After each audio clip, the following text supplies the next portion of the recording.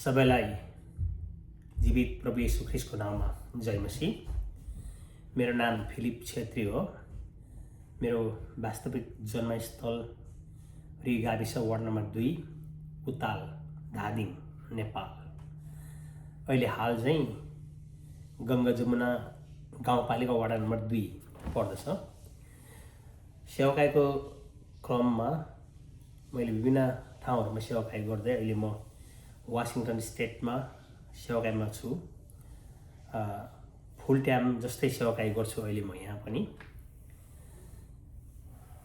मैले सिकेको कुराहरू यो क्रुसको सन्देशद्वारा तपाईहरुको बीचमा केही बाँड्न चाहन्छु। विशेष गरिकन मैले आज तपाईहरुको बीचमा भन्न लागेको कुरा चाहिँ यो हो कि परमेश्वरले हरेक नम्र व्यक्तिहरूलाई चुन्नुहुन्छ। उहाँले आफ्नो जीवनमा ती जिम्मेवारीहरू प्रभुले दिनुहुन्छ। म आज यो भन्दैछु कि मेरो गाउँ म जन्मेको ठाउँमा भएको सुसमाचार र त्यहाँबाट सुसमाचारको विस्तार हुँदै नेपालभरि लगायत विश्वका विभिन्न ठाउँहरूमा कसरी सुसमाचार पुगे त भन्ने कुरा चाहिँ अलिकति म तपाईलाई यो भिडियो मार्फत भन्न चाहन्छु। हुन त विशेष गरिकन परमेश्वरले आफ्नो महान काम गर्नुभएको छ। हरेक व्यक्तिहरूको आफ्नै कथा टेस्टमनीहरू जीवन गवाहीहरू छन्। परमेश्वरले त्यसरी चलाउनु भएको छ। तर हाम्रा अग्रजहरूले जति एउटा बलिदान त्याग तपस्या गर्नुभयो सेवाकाईको निम्ति त्यो चाहिँ कुनै पनि कुरासँग दाँच्न सकिँदैन। धेरै नेपाल लगायत विभिन्न देशहरूमा यस्ता अग्रजहरू छन् जसले आफ्नो जीवनको सम्पूर्ण कुरा त्यागिदिए ख्रिस्टको पछि लाग्नको निम्ति। है, हामी ती गवाहीहरू सुन्छौँ अनि हामी अचम्म मान्छौँ। तर यदि हामीले ती गवाहीहरूलाई राम्रोसँग हामीले बचाएर राख्न सकेन भने के हुन्छ भने ती मण्डलीका कुराहरू, ती संस्थाका कुराहरू, गाउँ छिमेकका कुराहरू बिस्तारै बिस्तारै त्यो हराउँदै जान्छन्। कसरी हराउँछ भने हामीले यी अभिलेखहरू, यी टेस्टमनीहरूलाई राख्न सकेन भने यो भनेको हाम्रो भविष्यको लागि अमूल्य सम्पत्ति हो र परमेश्वरले ती सम्पत्ति ती व्यक्तिहरूद्वारा अरूलाई दिनुभएको छ। यो सम्पत्ति हामीले कुनै पनि कुरासँग दाँच्न सकिँदैन। र इतिहासले विगतका घटनाहरूको विवरण मात्र प्रस्तुत गर्दैनन्, तर परमेश्वरले र उहाँको विश्वसनीयता विश्वासयोग्यता कसरी आफ्ना जनहरूप्रति दिनुभएको छ र यी कामहरू चाहिँ आफ्ना सेवकहरूद्वारा कसरी विस्तार गर्दै सुसमाचार एक पुस्ताबाट अर्को पुस्तामा जाँदैछ भन्ने कुरो सिकाउँछन्। तर यदि हामीले यो इतिहासहरूलाई अभिलेखहरूलाई समयमै हामीले राख्न सकेनौँ भने यी महत्त्वपूर्ण घटनाहरू, यी अनुभवहरू, यी साक्ष्यहरू बिस्तारै हराउँदै जान्छन्।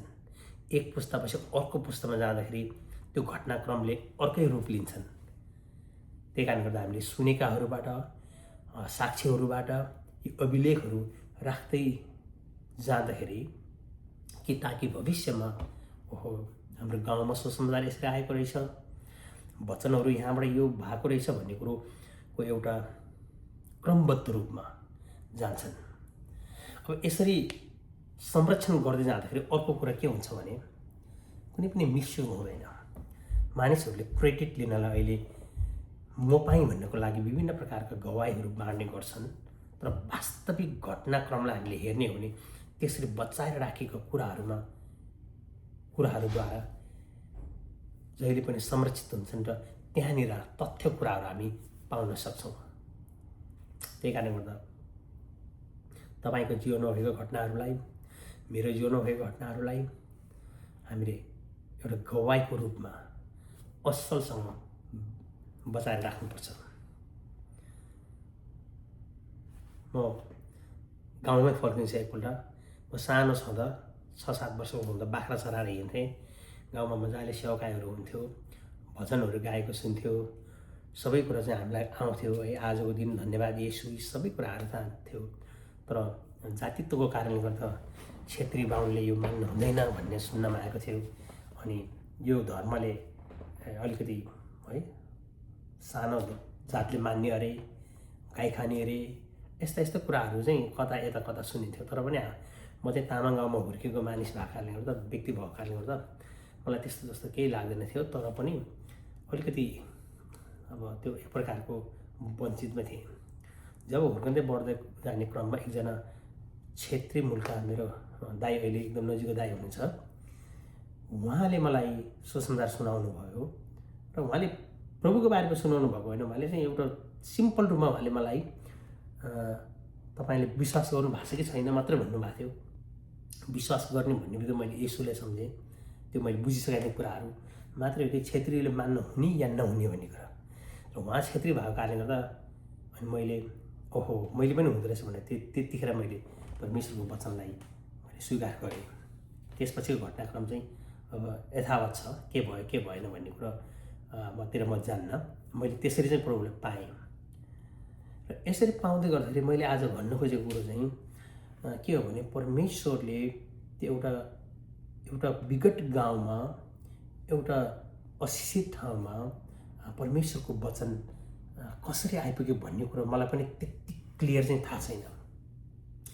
तर सुनाएको क्रममा मेरो छेउको घर नजिकको माइलो बुवा, अहिले पास्टर शिवमान, वरिष्ठ पास्टर शिवमान तामाङ हुनुहुन्छ।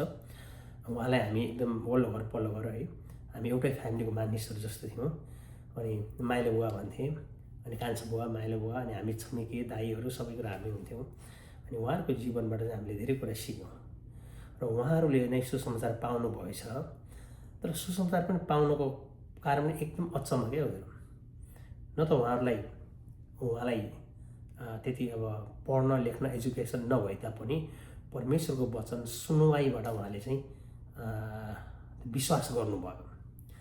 र त्यतिखेरको जमानामा धेरै अब रोगी बिरामी हुने, धेरै प्रकारको कुखुरा बोकाहरूको बलि दिनुपर्ने अवस्थाहरूमा धेरै अब एउटा सङ्कट परिआएको बेलामा त्यो प्रार्थनाद्वारा धेरै मानिसहरू चङ्गाइ भएपछि उहाँहरूले प्रभुलाई ग्रहण गर्नुभयो।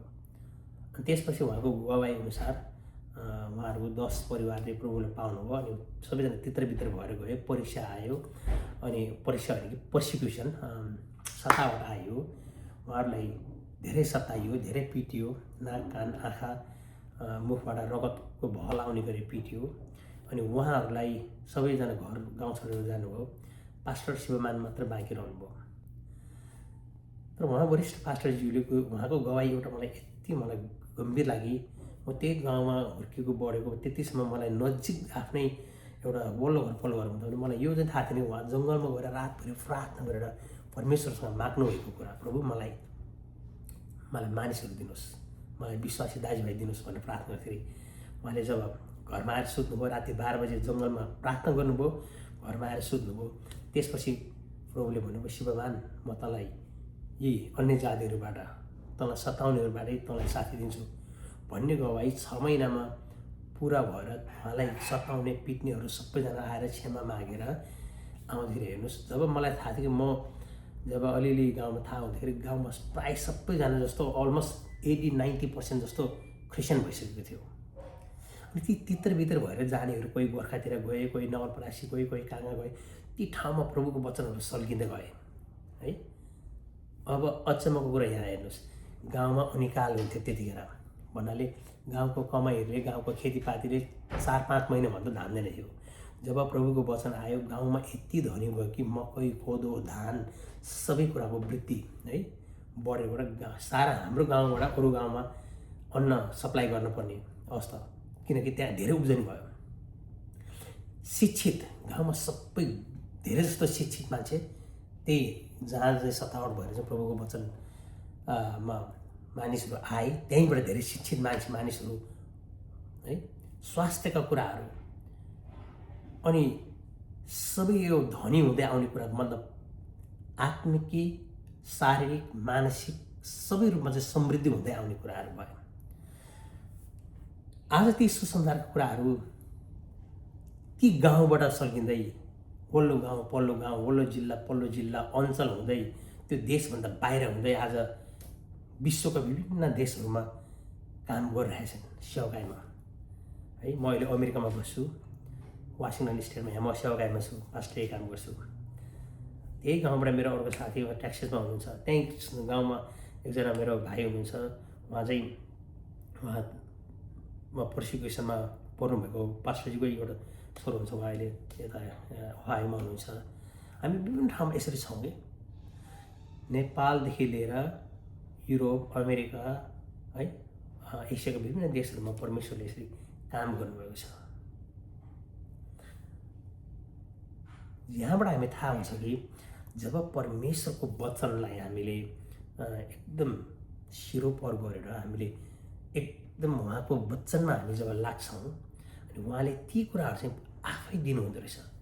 अनि धेरैचोटि हामी यो संसारिक विलासित कुराहरूतिर हामी अल्झेर हाम्रो विश्वासलाई नै हामी कहिलेकाहीँ धरापमा पार्छौँ।